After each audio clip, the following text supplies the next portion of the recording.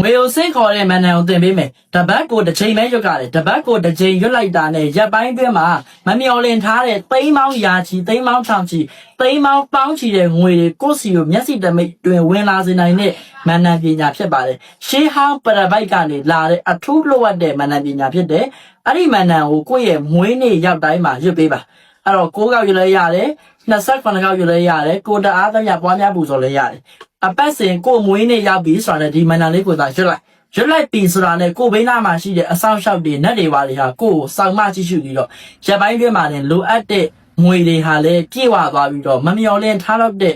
ငွေကြေးဒုက္ခချမ်းသာစိစိဥစ္စာတွေနဲ့ကိုလိုချင်တဲ့ပစ္စည်းဥစ္စာမှန်သမျှကိုလိုချင်တဲ့အကြောင်းအရာမှန်သမျှကိုလိုအပ်နေတဲ့ငွေမှန်သမျှရရှိမှာဖြစ်ပါတယ်ရွေးရမယ့်ခါလာကတော့ဗုဒ္ဓဒေဝ